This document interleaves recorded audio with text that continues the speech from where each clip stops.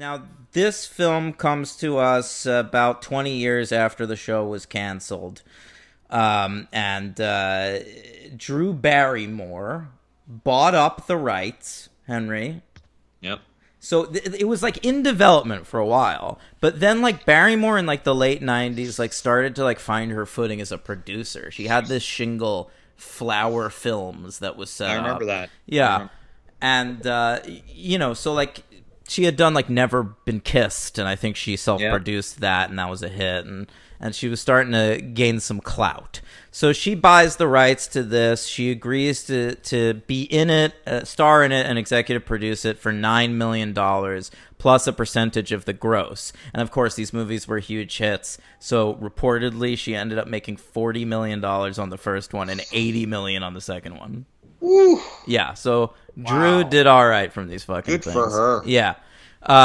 She takes the lower paycheck. I mean, Cameron Diaz gets paid $12 million up front to star in the thing.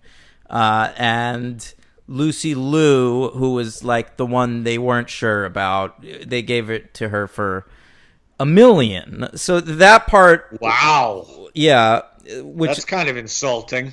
well, yeah, I know. It's like minimum wage to star in a movie, I think. Shit. It sure is these days, especially in Wow. Okay. Well, I hope she got some back end to that too. Maybe in the second one. I don't know that it was as much of a thing back then. The part was actually offered to Angelina Jolie, who turned it down. I'm glad we were spared that. Well, it would have been good. And then it was offered to Jada Pinkett Smith, who turned it down for Bamboozled because she's a weirdo and cool. That's an amazing decision, and I'm glad she made. Yeah. And then Thandie Newton was offered the role.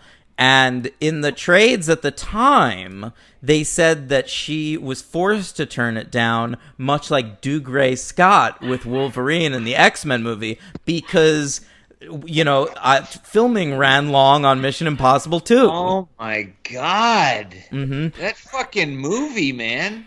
Yeah. But then Wow. years later... Shut up the dog! Years later... are you listening to me? Yes.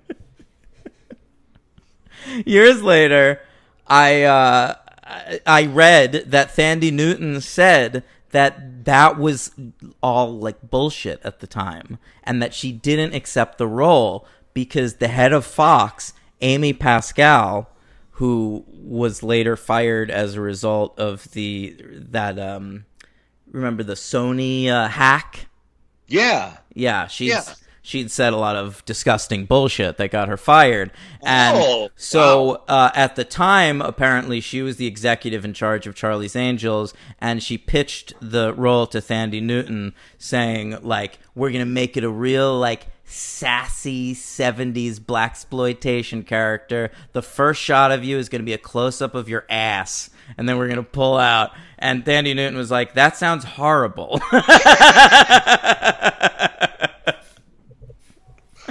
Wow. Yeah. And this is coming from a woman who just got finished being in Mission Impossible 2, so it had to be really horrible. Christ. Oh, my God. Yeah. That's crazy. I know. Fucking horrible. So they were obviously, if you haven't guessed, it's becoming clear they were looking for a third woman who was a minority. A person of color of some kind. Yeah. Yeah. I wonder they didn't approach Halle Berry because she hadn't hit her Oscar year yet or anything That's like a that. good, yeah, I mean, she must have been discussed in the 90s. Like, she was definitely a name that was floating around, but, I mean, she might have been like, it was 2000. She was probably doing X-Men. Yeah, she's making. Oh, that's true. Yeah, she was highly paid. So, all right. Yeah. Trying to get it. Just like a white movie, trying to get that minority character of color at a discount price. You know what, though? Like, white people were disgusting about Charlie's Angels because I remember when Lucy Liu got cast, and there was, like, a backlash. Like, and it's so funny. Like, now you look at it, it's like, you've got two white women there already, and, like, white people had the gall to be like, yeah, but the third should be white, too. Yeah. And what? The only two black people in the movie are bouncers. I know. One of them was played by Grizz from 30 Rock.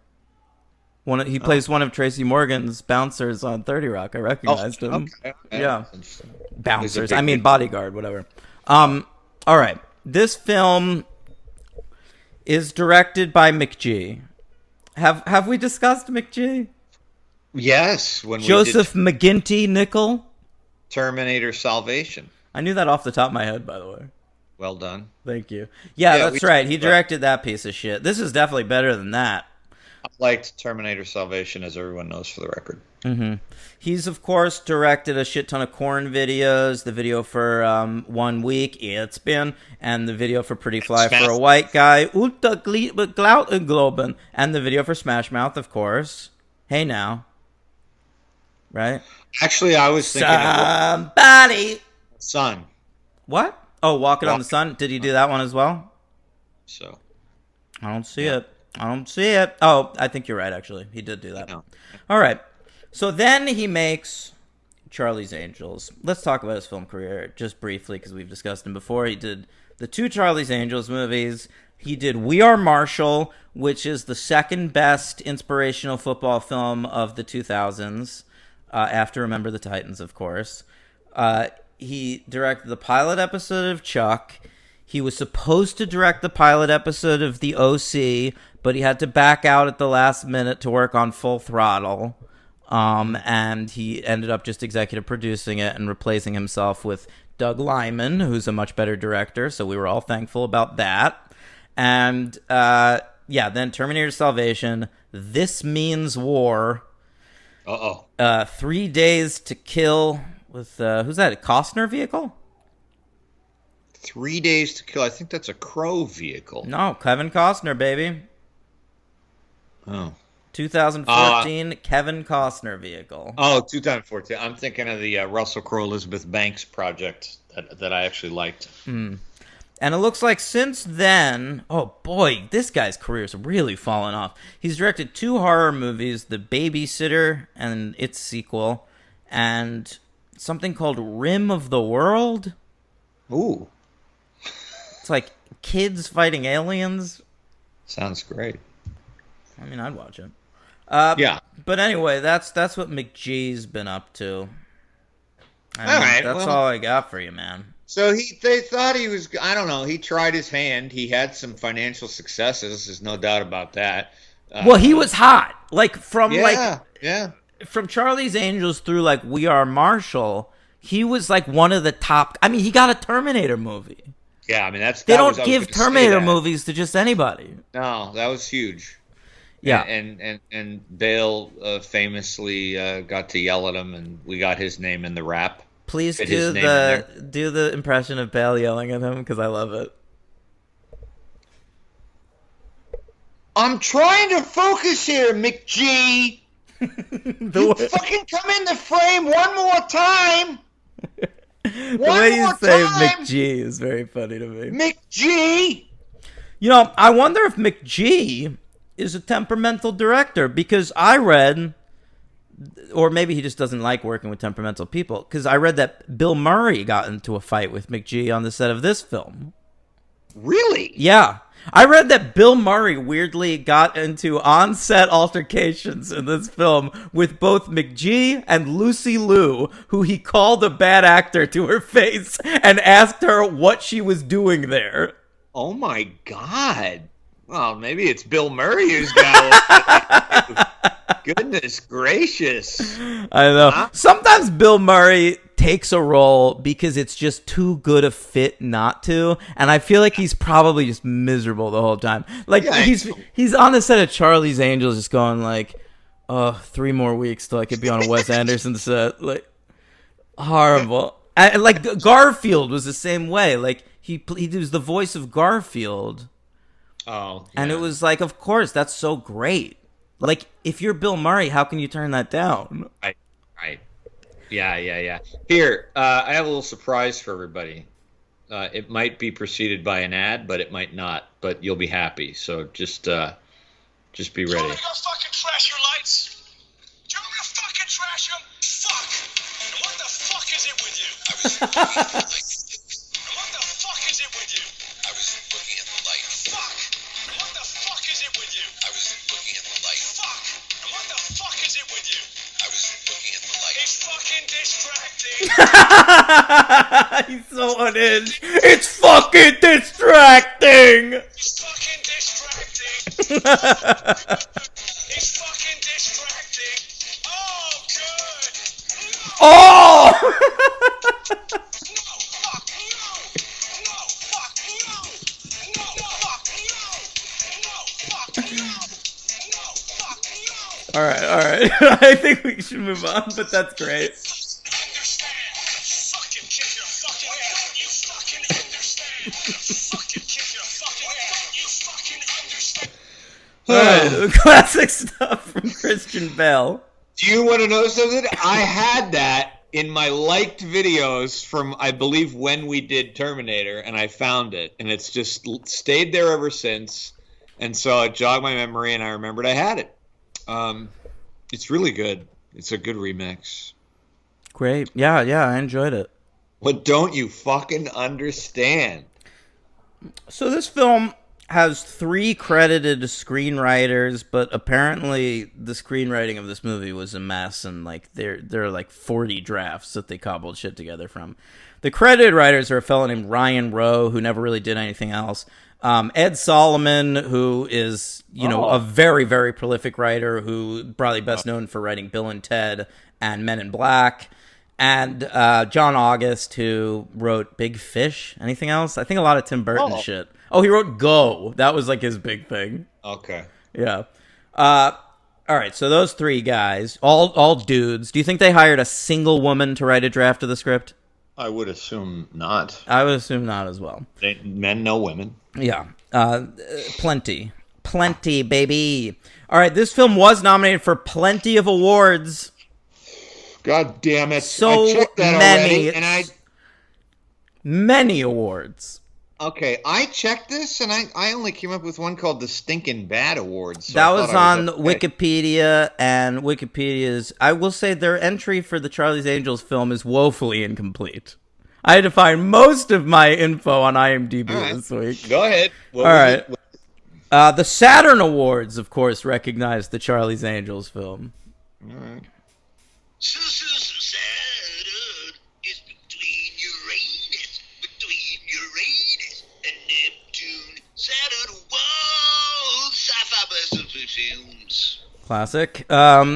Now, Lucy Liu and Cameron Diaz were both nominated for Best Supporting Actress. And they lost to... I love to make fun of this one. This is my favorite year of the Saturn Awards. They lost to Rebecca Romijn for the first X-Men movie. Oh, of course. Right. She had like 3 lines. The jerk-off. Yeah. I like to give it to her body prosthetics. Oh. Yeah, blue body. Yeah. It was also nominated for Best Action Adventure Film, and it lost to Crouching Tiger, Hidden Dragon. Mm-hmm. Here's one that we've never done before, or maybe we've done it like once. This film was nominated for a Grammy, Henry. Oh, boy. How about that? Yeah, we don't have a theme song for that either. Can you make the theme song LL Cool J based? Because I really enjoyed his hosting work at the Grammys, and he's also in this film. Can you make it about his flat cap that he likes to wear? Mama said knock you out. I'm gonna knock you out, Grammy. I'm gonna knock you out with a nomination. I'm gonna knock you out, Grammy. Flat caps rule. I gotta say, I wasn't on board until Flat Caps rule, but you really won me over. Well, I had to redeem myself for the Emmys theme. I liked the Emmys theme. All right. This film was nominated for Best Song for the Media, basically. Film or and for Independent Women, number 1 by Destiny's Child. Okay? I like that. All the women, right? All the women. Yeah, I don't, yeah. All the honeys making money. Make money. Yeah. So, that movie was not supposed to be on that soundtrack. It was recorded for Destiny's Child's second album, Survivor. Okay. And, of course, their manager at the time was Beyonce's dad. Ooh. And Beyonce's dad submitted the song to Charlie's Angels without telling them. Well, it worked. Well, it did become a huge hit. Although they had, I do feel bad. They had to go back into the studio and do that stupid beginning part where she goes, what does she say? It's like, Lucy Lou and my girl Drew, Cameron D, and Destiny. It was funny when when I watched it this time, I was like, oh, did they, they really did write that song for this movie, even though I know full well that they did not. Yeah. Anyway, that was nominated for a Grammy, that song, and it lost. This is such a weird thing. It lost to Boss of Me, which was the theme song to Malcolm in the Middle by They Might Be Giants. So, the Destiny's Child lost that Grammy to They Might Be Giants. Wow, that's interesting. Wild shit. This film was also nominated for some KCAs, the Kids' Choice Awards. Kids making the choice. Well, they do. It's the Kids' Choice Awards. It's KCA to you, but it's the kids making the choice, yeah. Barrymore and Diaz were both nominated for Best Actress, and I got news for you. Drew Barrymore with the winner. Good. She won the Golden Blimp, or no, right? Is that what it is? I think so. Yeah. I don't know what. Or I don't think it's golden. I think it's just orange, like everything else in Nickelodeon. It's not green like splatter. Oh, like slime. Yeah, green slime on a stand. Yeah, like Slimer from Ghostbusters. You can't do that on television. Oh, good one. Yeah. So it was also nominated for the Best Movie of the Year at the Kids' Choice Awards, and it lost to Dr. Seuss's How the Grinch Stole Christmas by Ron Howard. Okay? By Ron Howard. Kids made the choice of Ron Howard. Now, MTV also nominated this for a lot of awards. I wasn't aware that there'd be so many... so many? awards. I mean, this one's easy because I can just pull it up, but still. That's my pulling up the theme. Can you just do it? Ahem. Uh-huh. Why don't you let me do the show? I need to do the show, okay? Don't mess with an artist when he's working. I want my MTV. Beautiful. They won Best On-Screen Team. All right? Fair enough. Now, so many other awards. Cameron Diaz won an award for Best Dance Sequence. Now, you might think that's for when she was on the stage at the Soul Train, but it's not. She won for dancing around in her underwear at the beginning. Oh, the Spider-Man Underoos. Now, Shut Up Tim, former guest of the show, said that was formative for him. Cameron Diaz and those underoos. Okay. He said that stuck with him, that image. Very sexy image to him. Now, I realized watching the movie, I had an image like that in this movie, too. That I totally forgotten about. And when it happened, I was like, oh, yeah. I never forgot mine. What was yours? I have one as well. You start. Okay, mine is when Drew Barrymore is in that racing outfit with the blonde hair and she licks the steering wheel. That was mine! And it's surprising that's mine because I don't give a shit about cars. But Drew Barrymore's just so fucking sexy in that scene. It's ridiculous, dude. It's even before she licks the steering wheel. It's just that outfit. No, the whole thing. But then I'd forgotten the steering wheel lick and I was like, it was like, that's too much. I did. It is too much. At my age, I was feeling my coronary start to flutter. But no, I just remember that the cleave. It's crazy. It's there's a lot happening there. There is. And when I saw it in the theater, I don't. I mean, maybe it was even in the trailers, which is probably why. I think the Cameron Diaz thing definitely was, but I think that probably was too, because I think the trailer emphasized them in a lot of different outfits. Of course. Yeah. Right. But the Barrymore thing, I didn't even remember the Cameron Diaz thing at all. I did. That I remembered more than the Barrymore thing. Oh, just because I think it was all over the place, and it won this award. Right. Drew Barrymore was nominated for Best Fight. She had a fist fight with a bunch of dudes at one point. It was actually a pretty baller fist fight. I was into it. I like the tied to the chair. What? She's tied to the chair. Yes. Sure. I think the fight choreography in this movie is really cool. Like, I mean, it's okay. No, but hear me out. Because Drew, she insisted that the angels would not wield guns. Which was an interesting. I didn't even. Right. Yeah, that was an interesting choice, especially considering like the most iconic image of the angels is that like the thing where they're standing back to back and holding the guns. Yeah, silhouette of them. Right. Yeah.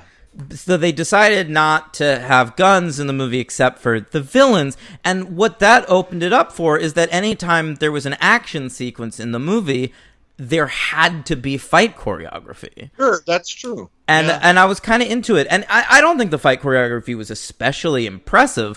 I just thought it was nice to see a big budget action movie from the year 2000 with like a lot of hand-to-hand combat. Yeah, no, there was. You're right. I mean, it reminded me. I felt like there might have been like a Buffy influence almost. Like it looked like the kind of shit that a lot of TV shows were doing at the time, like Xena and Dark Angel and shit like that. Aren't those shows like Buffy? Like their fights are a little bit more believable. Like the choreograph of the martial arts and shit like that. Well, it depends. Yeah, sometimes when they're fighting a vampire, but sometimes they're fighting like a fucking demon who can fly and shit. Yeah, I didn't know. I thought they were fun. They were very light and very fun. Yeah, so I loved that scene, and it was adorable. I gotta say, for someone who hates Michael Jackson as much as I do, when she moonwalked out of that scene, adorable. God, Drew Barrymore.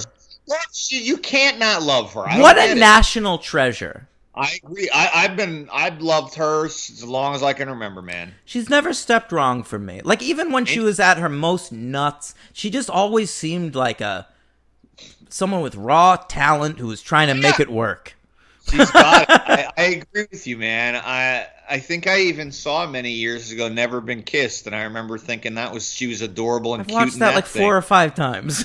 Well, I know you would have, but it's rare that I would have seen it at all, and I did, and she's great, and she's just always been cool. I'll watch her in any piece of shit. Mad Love, Boys on the Side, I'll watch it. You know what I gotta watch is that fucking zombie show with Timothy Olyphant. Oh, yeah. I don't know. The Santa Clarita thing. I know. There's something about it that's like... Yeah, might be worth it. For both of them. For you, Timothy. Yeah. Timmy. I remember watching live on fucking Letterman when she did that, lifted her top off. Yeah. I saw that when it happened.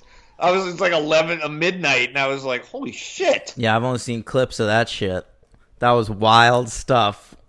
It was. At this point, she was married to Tom Green, of course.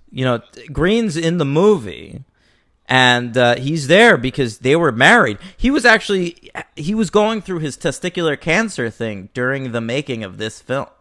Remember all that crap, yeah. They did the Tom Green cancer special, which they also filmed simultaneously. Yeah, it's amazing. Yeah. Tom Green is also a national treasure. Well, international, Canadian. I watched his show when it was on MTV, but he's come on. Freddy Got Fingered is one of the finest comedies of our time.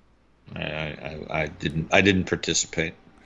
That's ridiculous. Anyway, Barrymore lost the best fight thing to Ziyi Zhang in for fighting that whole bar or whatever in Crouching Tiger. It's a cool scene. The best line was the category. Best line of dialogue, all right? Okay. Now, the line they nominated was Cameron Diaz when she's in her underoos. They were very horny for that scene at the MTV Awards. Yeah, I guess. At the line, I signed that release waiver so you can just feel free to stick things in my slot. Right. She says that to the delivery man. And see, it's a good double entendre because she could be talking about her mail slot, but also about her pussy. Correct. Yeah. Correct. But she lost, of course, to the classic line from Meet the Parents. Are you a pothead, fucker?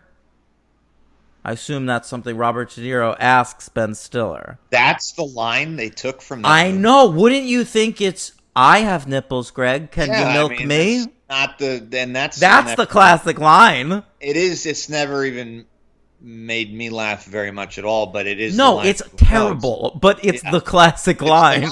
It's the line. Yeah. Wow. All right. Are you a pothead, fucker? Tom Green nominated for Best Cameo in a Film, which was the category they had at the time. Of course, he had a leg up because he was on MTV at the time. Yeah, that's true. But he still lost to James Van Der Beek, who apparently had a cameo in the first Scary Movie, which I do not remember. All right. Lucy Liu, God, MTV really loved this movie. Lucy Liu was nominated for Best Dressed in a Movie. She wears a lot of elegant, different types of gowns. Okay. Yeah, of course, the first time she has to go undercover, they throw her in a massage parlor. Obviously. Yeah. She lost to Jennifer Lopez in The Cell. Remember, there were a lot of very ornate gowns and shit in that film. Yeah, and the dream little sequences. Yeah. Yeah. All right, last movie award show. Let's talk about the Teen Choice Awards. Let's see what the teens had to say about Charlie's Angels. They have something to say about everything, those damn teens. Yeah, they won't shut the fuck up. No, they will not. What won Best Film this year? Tide Pods.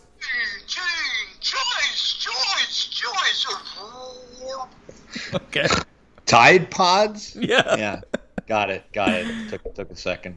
Drew Barrymore was nominated for Best Actress at the Teen Choice Awards, and she lost to the great work of Julia Stiles in Save the Last Dance.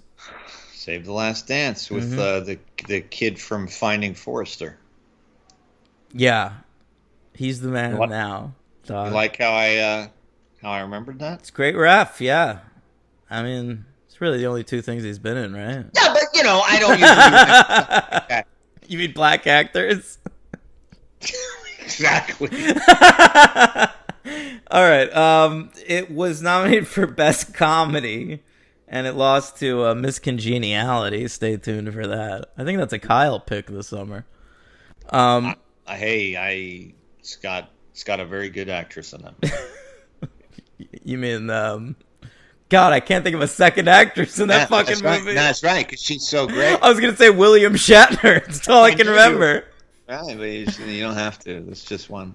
Sam Rockwell, Henry, was nominated in a category Best Sleazebag. I think that's their version of Best Villain. Okay. And he lost to The Rock in The Mummy Returns, of course, as the Scorpion King. Okay. Yeah. It's odd. Right. And finally, Best Fight.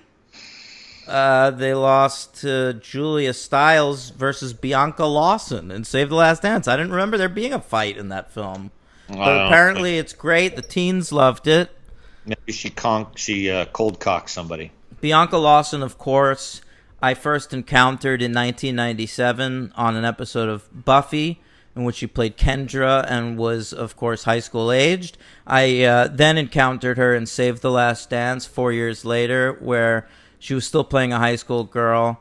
And then about 10 years later, I saw her on Pretty Little Liars, where she was still playing a high school girl. Well, they like to hire 35-year-olds to play 15-year-olds. Yeah. All right, we've done it all. Let's talk about it. That's a lot. Yeah. The Angels. It starts.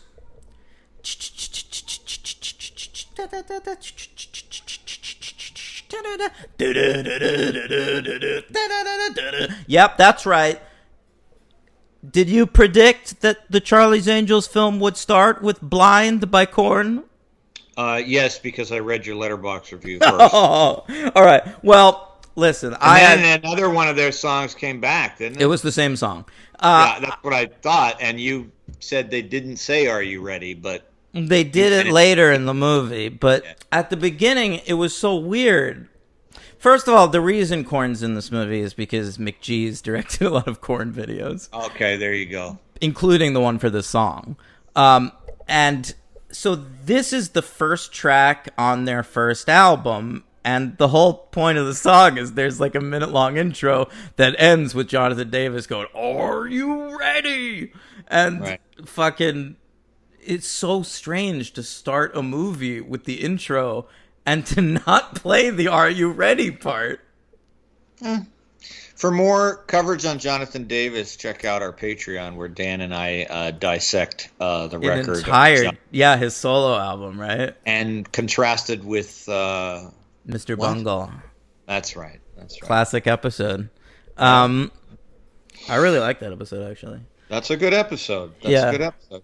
The music in this movie was all over the map. I have it up here. There's too much music. It's all over the fucking every place. 30 seconds there's a music cue. It actually reminded me quite a bit of the recent Cruella film that I saw in theaters.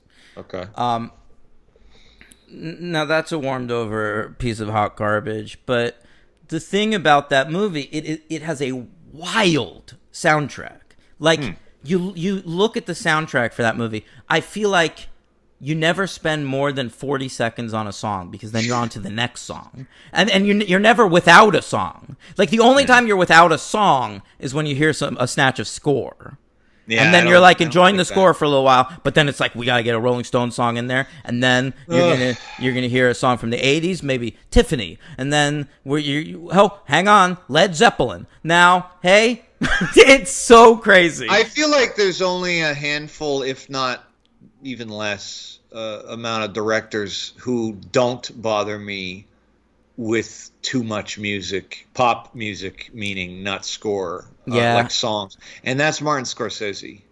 Well, all the dudes that do it, a lot of the dudes that do it anyway, are just trying to do Scorsese, right? And then Tarantino, I guess, was like, oh, he can do it. He really made a name for himself with his soundtracks too, and lots of directors think they can do that, and everybody thinks they have good taste in music, and most people don't.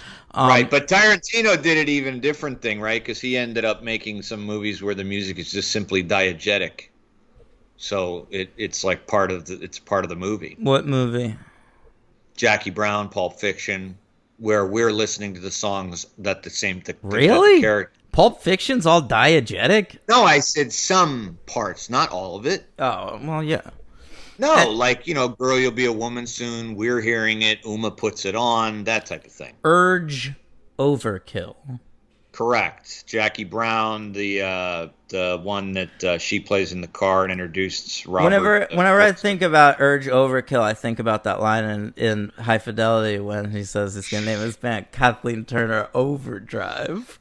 That's right. We're on the verge of because they have a name, and then he says, we will be soon to Sonic be named... Death Monkey. Right. Soon to be named Kathleen Turner Overdrive. Yeah, classic stuff. Why does Urge Overkill remind you Just of that? Because it makes me want to say Urge Overkill. Like Overdrive. Got it. All right. The Delphonics. Thank you, Delphonics. Then Jackie Brown. Thank you, everybody. All right, so we got Blind by Korn playing. Don't even worry about it. Then we're going to zoom into a CGI airplane, and then we're going to do a really long tracking shot all around the airplane. McGee does all this shit that would be impressive, except you can see the digital strings attached to all. It's like, wow, a tracking shot all around an airplane? That's an interesting idea. Do it with computers. Right. If it was flight plan, Robert Schwenke. Or Greengrass in United 93. Right. You're right, though. Even I feel like Wes Craven does quite a bit of that in Red Eye. Yes, he does very well. We're dealing with different Mac G. No. Mick. So he You know what's interesting? Speaking of Mick, they go to a fast food place in this movie, and you never see what fast food place is. That would never fly today. Yeah, they would have a name attached. It would be a deal honestly, with Burger King or something. Yeah, but it's 2000. I'm very surprised they were not put in the movie. You know what though? Those places, fast food places, were like a little bit more puritanical back then. I wonder if they were afraid to be attached to what Charlie's Angels. They certainly wouldn't be today. Now McDonald's will be like, yeah, McDonald's presents the girlfriend experience on Stars. Right. That's what they'd pick. Yeah. Happy Meal presents Steven Soderbergh's The Girlfriend Experience. Yeah. Juliana Goldani, tell us. All right. Anyway, so she jumps out of the airplane. It's LL Cool J and a dashiki. Yeah, and I didn't remember he was in the movie at all, and I did recognize his voice when he walked up to the stewardess, the male stewardess. He went up to the stewardess and he was like, and the nominees are Mumford and Sons. Right, and I was like, that's LL Cool J, isn't it? Yeah.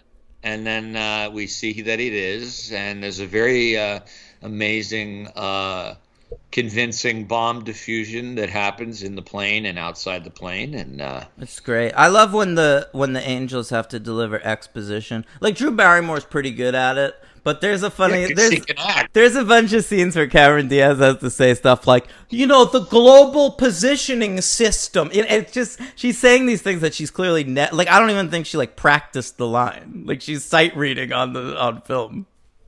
It's funny you said about the Lucy Liu thing. I just, not to be late to the party, but I'm remembering that now. The Bill Murray Lucy Liu conundrum. Mm-hmm. That was in the news. That was a big deal. The McG Bill Murray fight, I do not recall at all, but the Lucy Liu. Bill Murray has said that's not true, the McG thing, but I buy it. Did he ever say anything further about the Lucy Liu thing? I think that happened. He says I have warm feelings towards her now. That's I read that quote. I totally fucking said it. Yeah. Mm-hmm. Yeah. Anyway, they fucking defuse the bomb and she takes the mask off. It's not LL Cool J at all. It's one of them. It's Drew Barrymore or something. Yeah, right. She uncorks like this voice control Mission Impossible device that's like the size of a diamond, a giant hand-sized diamond from her throat, and it's like she just like coughs it up, and I was like, what is going on? And I thought it was funny because like I kind of like that about this movie. That's the point. Like they don't even try. Yeah, well, it's going for camp. Yeah, they don't care. Like, they don't care if it looks stupid or it's ridiculous in any way. Yeah, and I actually thought this opening was at odds with the rest of the movie, which was actually, like, a pretty, like, handmade kind of a movie, where most of the action was, fucking fight choreography and low-tech shit. I mean, Charlie's still communicating with them on a fucking speaker box. Right. They only do it when they're, like, in the air. Well, they only do it in moments where McG feels they need a set piece. Right. And the two biggest are the helicopter at the end and the plane at the beginning. The helicopter at the end, I actually had a thought whilst it was happening, because it's kind of cool. They're all trailing on the helicopter with Sam Rockwell. And then they make the mistake. I'm not going to give him credit to say that he did this on purpose to make it look campy, because I don't think McGee's that talented or smart. But when they cut close to show that it really is Cameron Diaz climbing onto this helicopter, yeah. I was like, I don't need that shot, McGee. Like, you don't have to do that. And then he does it again with Lucy Liu. It's like, I'm already in. Yeah, you're right. But there's a lot of that. We'll see like something from afar with like a stunt double, and then like you get like one shot just to assure you, yup, there's still our characters. That's right. She landed from when she fell from the tower. It does it on that too. Like when they all fall out rescuing Bosley. It's like, all right. Yeah. Like, I got it. You know. For sure. Yeah. So they've got a mission here. I mean, the mission is such nothing. It's just an excuse to get them to dress up in different outfits. Yeah. We get nice to see Kelly Lynch. That was nice to see. She had a bigger role than I was expecting. I read that Jacqueline Smith, they offered all of them cameos, and Jacqueline Smith said, "I don't want to do a cameo. I want that role." And they were like, "No." They could have given her that role. I mean, that would have been nice. I mean, come on. Can she act? That big a role? I don't know if she can act now. She could have pulled off those lines. Maybe. Yeah. Anyway, no, you're probably right. I mean, it's not like Kelly Lynch is doing anything, but it's always nice to see Kelly Lynch from fucking Drugstore Cowboy. Yeah, absolutely. That's right. That's what I always think of her from. I first think of her from that, and I second think of her as Ivy's mom on the remake of 90210 on the CW. Obviously, you would. Yeah. Yeah, and Sam Rockwell at this point sort of just this is a big deal for him. 2000. Yeah, I imagine in certain way. I'd have to look back at the 90s. But well, this was around the time he was starting to get noticed. Like, he was sort of like bombing around in the 90s, just like having tiny roles in a bunch of shit. And then around this time, he got Green Mile, and then he got this. And then Confessions of a Dangerous Mind really pushed him over the top. That was it. Yeah. But he's really good in this movie. The second he showed up, I was like, he's got to be the villain, right?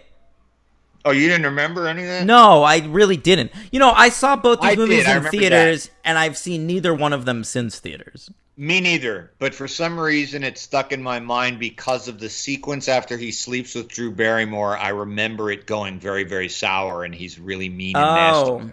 I didn't remember that, but he is good in that scene. Yeah, he's very mean. And maybe because I have an affection for Drew Barrymore, it never left my head. And he's very hurtful. Don't be mean to Drew. You can't just fucking run with Drew Barrymore. Throws pistachios at her while she's wearing her own sheet. He spits on the floor. It's awful. And he goes and kisses Kelly Lynch on the neck while he's talking to her. I was like, come on. Yeah. Easy, buddy. I mean, not to mention the fact he does shoot her, but that's not as bad as the pistachios. Yeah, but, then we get a couple minutes later, we're like, yeah, but this is what really happened.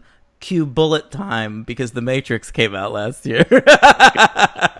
Oh, that's very obvious in the fight sequences, too. Well, that's the one real problem. They don't go overboard with it, which I was thankful, because the first time they show Cameron Diaz do a little fucking flippy-do in the air, I was like, oh, God, is this movie going to be all wire work? But it's not, thankfully. There's just a little bit of that. Oh, and of course, I also very much remembered your boy, man. Your fucking homeboy in this movie. Crispin, one of my top 50 favorite actors of all time, as you'll find out, patreon.com/thefranchise. Now, Rockwell, I remembered Crispin Glover being in this movie, of course, because I was at the height of my Crispin Glover fandom at this point. That young, you were... Yeah, I'd gotten so into him. I went to, around this time, I went to go see that fucking movie he made with Down syndrome people. Right. What is it? It was called. What a kid you were.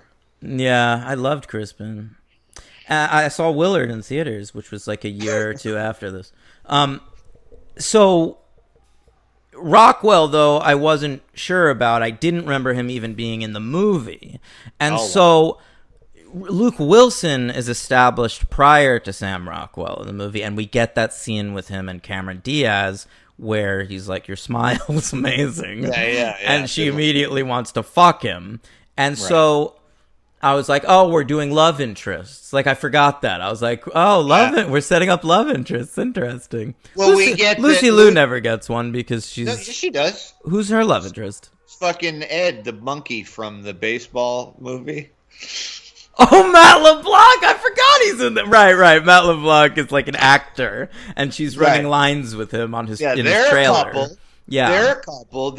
Cameron Diaz is searching for a boyfriend, and the thing is, Drew Barrymore is kind of like the one who likes to just sleep around. Well, Cameron Diaz is very weird, Henry. Like, she's quirky, so it's like, what guy could really understand I was getting Cameron to that. Diaz? So when she hooks up with Luke Wilson, Drew Barrymore says, somebody speaks Natalie.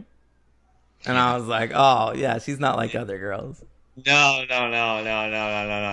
Yeah, we've never encountered this on our show before. So stupid. All the time I feel like we get this on our show. No matter what movie we're covering. Cameron Diaz, sure. Yeah. Very difficult for her to be in a room, especially because she's so awkward and shy that she doesn't have any problem dancing in front of very large crowds. But one-on-one, talking to a dude. Well, she just, she puts her foot in her mouth, Henry.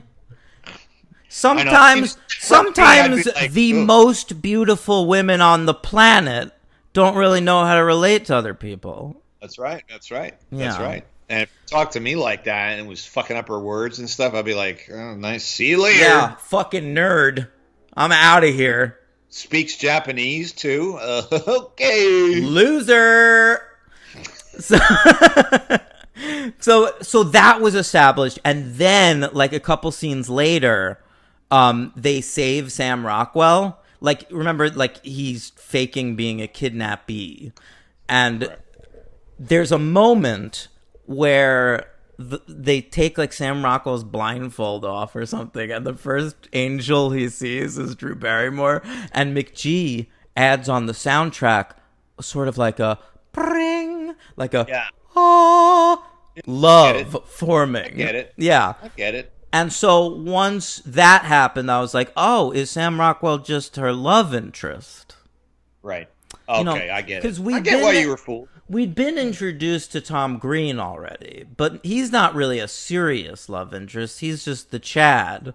He lives on a tugboat, and he makes eggs. I'm going to tell you something right now. I probably found that funny when I saw it in theaters. I did too.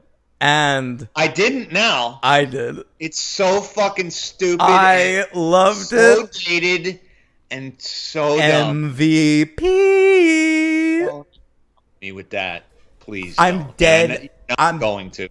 I'm being completely serious. Oh, really? So you're going to pick Tom Green over Crispin Glover? For this particular film, yes.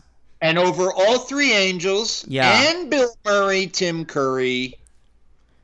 Oh, right. Tim Curry's in this movie. God, what a cast. Yeah, could you believe that? She fucking showed up. Shocking.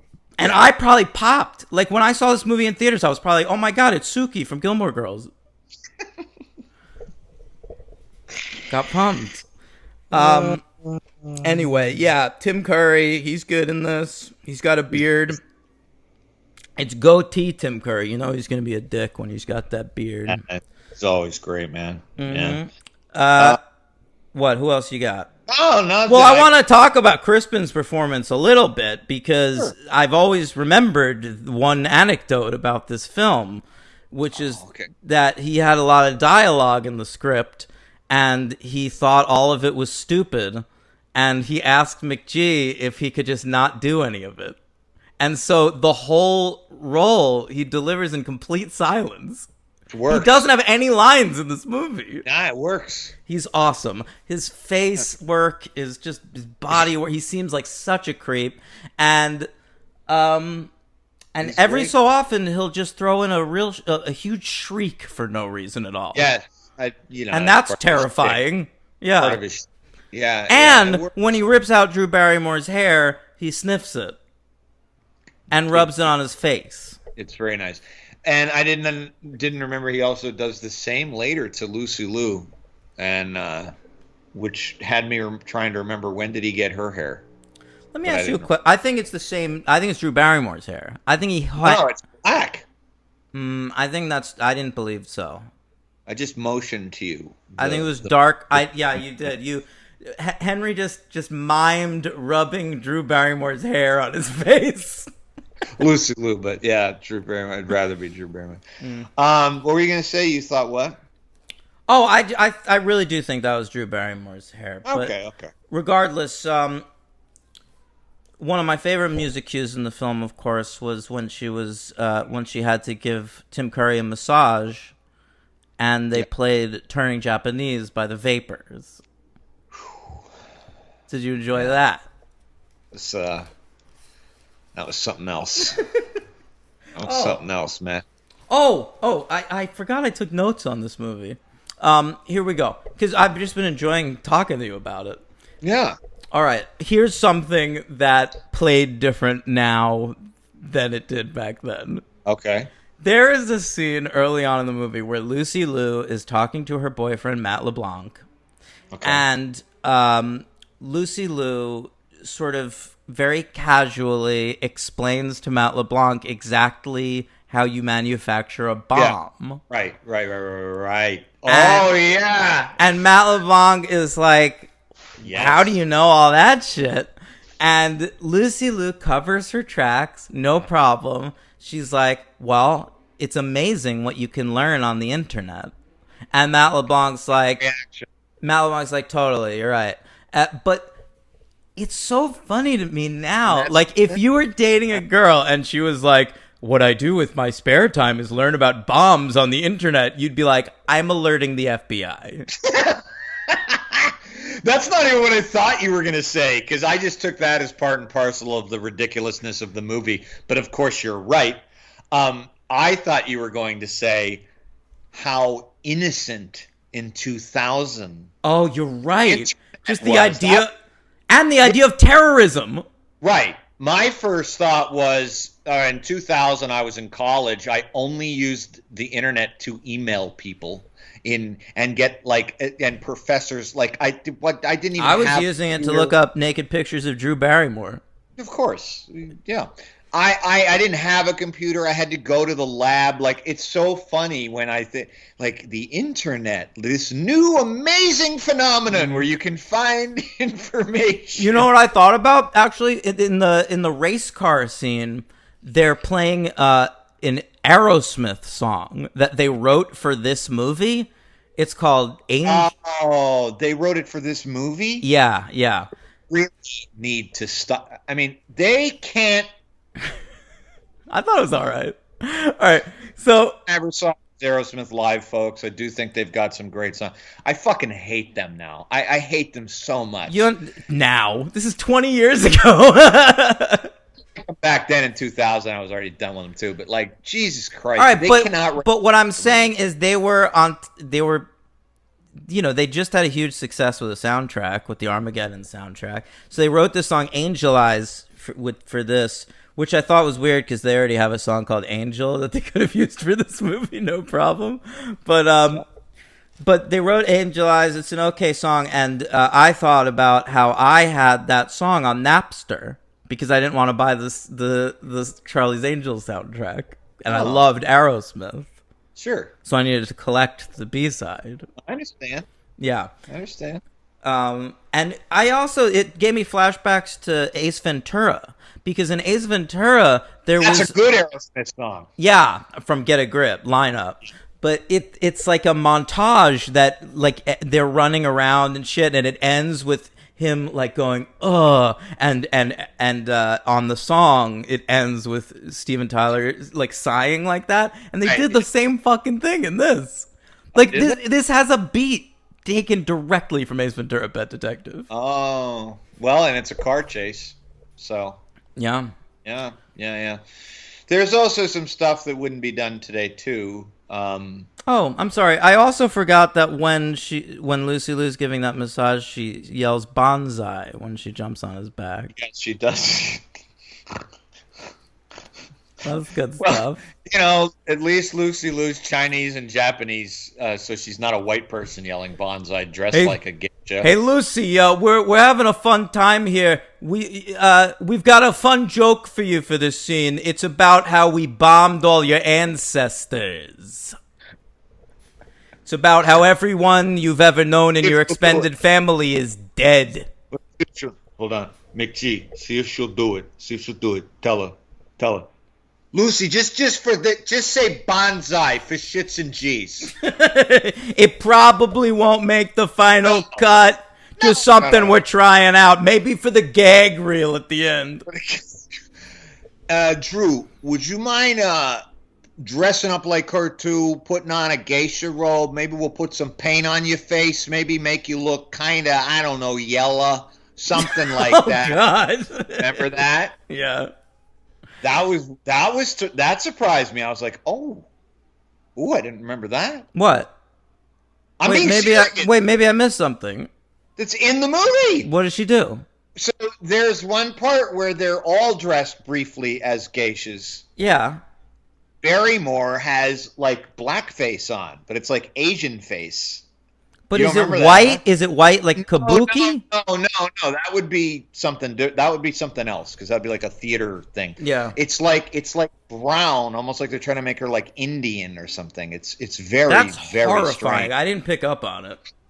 It's just for one walkthrough, but she gets a closey. No, I know exactly the shot you're like that when they're like in the kitchen at one point. I think so. Yeah. Yeah. Strange. Very odd. Yeah. Any other big sequences you want to talk about? I liked how it ended with Bill Murray, with you kind of seeing Charlie sort of at the end. I thought that was lovely. I thought it was weird. I didn't hate it or anything. I just thought it was super weird. Well, the other thing that's weird is that I was two things were a little bit surprising. The beach sequence at the end. They're all on the beach having a great old time. Bill Murray is being a maniac in that scene. What is he doing? He's drinking. He's a big drinker in real life, so I'm sure he's drunk. But the moment he just fake falls out of his chair for no reason. Having a good time. And I was amazed that we couldn't get like an actual sort of Aruba location. And it was so clearly a fucking fake ocean behind them Green until they're screen. running. Yeah. What are we doing? It's so bizarre. But then he's shooting this in California. Go to the fucking beach. I know. It was so bizarre. And then one weird thing, and this is the only thing in the plot that I was like half paying attention to. I was like, you know what? Because the TV pilot kind of made me think this, actually. I thought at the end, when the heat-seeking missile is headed towards Charlie's house and then Lucy Liu redirects it, and they all go in expecting Charlie, and he's not there because he's already vacated. But I was expecting a sort of Master of Puppets deal where you would see Charlie say, I actually knew all along that Sam Rockwell was the bad guy, and they were going to hit my house, and so I was actually never in danger. No, I feel like this movie was victim. They were trying to raise the stakes without raising them too high. They were trying to toe a line. Ultimately, it comes off a little airier than I think they intended to. But it's just funny. I was expecting Charlie to know everything. Right, and he really doesn't. So that's a weird sequence at the end of the movie where he's on the speakerphone with them on the beach, and he says to Drew, or he says to all of them, like, I'm just watching my angels or whatever. Yeah. And all of them just take it to mean, like, metaphorically. And Drew Barrymore, for some reason, is like, wait, is he fucking watching us? And she turns her head and sees the guy. And we don't see him, but she does. We see everything but his face. Yeah. I don't know. It's cute. But who is he? I feel like they should be doing more with the mystery. I wonder if that was a thing in the TV show. I don't remember that. Is there, like, a mystery, an ongoing mystery of who Charlie is? Because, in the pilot, which I had no memory of whatsoever, there's a subplot where Farrah Fawcett is, like, secretly in love with Charlie. Yeah, they do say that, but I don't know if she ever has seen him either. She might just be in love with him. No, they have not seen him. That's established. But because Kate Jackson says, like, what, are you in love with a voice on a phone? And she's like, don't be silly. But there's clearly something there. And I was wondering if that's what they were trying to set up with this. I don't know. It's a good point. I mean, as far as I recall from the TV show, I didn't think there's just little jokes about Charlie that are kind of the same joke every time. I don't recall it being some big uncovered, like it's just a cool part of the show. And I was curious if you ever met him, but I didn't even research it that much because I figured there's no way they ever revealed him. So I bet you that's in the new one. That is such the impulse of Hollywood right now. Right. That Kristen Stewart movie, I guarantee you there's some sort of overarching mystery about who Charlie is. Well, I mean, if they want to do that, okay, but I hope we don't see him. But I don't know what to expect with this new one. I'm looking forward to it, but I don't know what's. I don't know anything about it. I really just ignored it almost entirely when it was out. Yeah, I don't really either. But I will say that when I saw this movie in theaters, I really, really loved it. I thought it was a really good time. I had such a fun time. It was not. This is 20 years ago. I didn't think it was stupid. I thought it was just a totally fun time. I didn't really have many criticisms of it, and so that's the only memory I had. Was just like even up to like a week ago. If someone said Charlie's Angels, I'd have been like, yeah, it was awesome. So watching it 20 years later, it's okay. It's not awesome. I never felt it was awesome though. I always liked it, and for years, like my party line would be, I thought the first one was good and the second one was bad. That's mine. That's mine. And so we'll see about the second one next week, but I still pretty much felt the same way that the first one's good. I did. It's a 3-star movie. To me. Yeah, I have it. I noticed. I had it at a 2 on Letterboxd, and I do think that's being a little harsh. It's a 3. Yeah, I had it as a 3 on Letterboxd too, but I actually in my brain I was kind of thinking, oh, this will probably be a 4. Like, no, I never thought it would. To me, going into this project, I was like, this will get a 2 or a 3 for me. Yeah, I just didn't know. I guess something about it just didn't quite. It is a little goofier. There's nothing wrong with it being goofy. It's just would be nice if they had a little goofier than I thought. It needs a director who's like a little calmer. He's like so explosive. Yeah. Like well, that goes without saying. It's kinetic to a ridiculous point. It just feels bigger. The music cues are so loud. They're like these giant stunts. There are too many explosions. I don't know. I was watching it thinking, like, who else around this time could have directed it? And you know who the name that I kept coming up with was? Peyton Reed. Was he directing movies in 2000? Yeah, he directed Bring It On and Down with Love around this time. Sure. Yeah, I think like someone more like that. Like, just someone who's going to do, like, a light, fun, small movie. Yeah. Well, I think that it's pretty evident that McG doesn't really know what sort of vibe he's going for. I think he's going for mainly comedy. He's going for big. I think what McG has done successfully with this movie is create a 4-quadrant Charlie's Angels. Because in the original Charlie's Angels, the TV show, they called it like Jiggle TV or whatever. Like it was for dudes to J.O. to. Like that's what the show was. And I think that with this new one, sight unseen granted, I think they've done an overcorrection where they're trying to market it to young girls who are going to be inspired by it, and that's fine, but that's not really what the property is either. Right. So I think what McG successfully did, and what you have to kind of give him, and honestly Drew Barrymore, the who was a creative producer on this, credit for, is that they have created a Charlie's Angels movie that basically appeals to everybody. People true. With nostalgia for the original show liked it. People who are looking for like a big action blockbuster liked it. Dudes J.O.'d to this movie. Like girls thought it was fun and girl powery and silly and Cameron Diaz. It's funny too to think about how in 20 years you mentioned the girl power thing.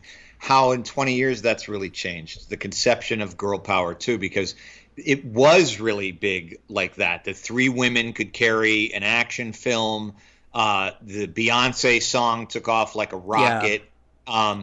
And now you bring up a really good point, but I've only read like a little bit about the 2019 thing because I don't want to know much about it at all. But that the overcorrection can hinder it if the property itself doesn't warrant it. Sometimes, yeah, right, exactly. Sometimes an overcorrection is necessary, but in the case of Charlie's Angels, which is basically just like a cheesecake mainstream fun thing, I really think that the goal with Charlie's Angels was never anything more than to make money. So why not just make the Charlie's Angels movie that's going to appeal to the most people? I highly doubt, nor does it have to. I'm not saying this is me. I'm just saying I highly doubt we're going to be seeing like a scene like the race car sequence or Kristen Stewart dancing in her underwear. Not that they should. We'll see. I have no idea what this movie's going to look like. I don't either. I don't even know who's in it besides Kristen Stewart. Well, I did look, but I hadn't heard of the two other people, but we can look them up right now. Might as well. Well, yeah. Next week on the show, we'll of course cover Full Throttle, Charlie's Angels, with McG directing again. But also Elizabeth Banks directs and acts in the Charlie's Angels, the reboot, which we're going to cover. Yeah, it's Kristen Stewart, Naomi Scott, who we saw, Henry, as Jasmine in the live-action Aladdin, and then Ella Balinska, who, good Lord, I mean, I know nothing about this person. I don't know. She's apparently in the upcoming Netflix Resident Evil series. Oh. Have you heard about that? No. With Lance Reddick as Wesker. Lance Reddick? That's cool. Lance Reddick playing Wesker's son. That's cool. She's British too, so okay. Yeah. Balinska. All right. So that's what we're covering next week, man. And we'll talk about Demi Moore, and we'll talk about fucking Bernie Mac, and it's going to be a real nice time. That's right. We're going to talk about Elizabeth Banks. Yep. Yeah. And her great filmmaking. Sorry. Hey, she's always going to be immortal to me for anything else she's been in, and in 40-Year-Old Virgin in the bookstore sequence. Oh, and for me, Wet Hot American Summer when she's eating ribs in front of Paul Rudd. Anyway, I want to. Oh, who's your MVP in Charlie's Angels? Oh, Drew Barrymore, because she's the most endearing, adorable. She's funny. She treads the funny line between. She's the best of the three by far. Yeah, she is. I mean, I think the other two are very good and they're really having fun. But Drew Barrymore is clearly so into this and so having a good time, and she manages to be something she's never been in any movie that I've ever seen her in, which is like punching people. You know, she's not an action star. It's fun. She's excellent. Is she your MVP as well? No, Tom Green.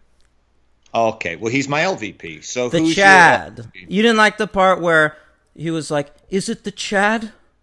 Yeah, he's a one joke. He's not funny. He's so funny, man. What a genius Tom Green is. And then LVP for you is Tom Green. That's silly. And I will be going. Good boy, I should really do this before we get on air, shouldn't I?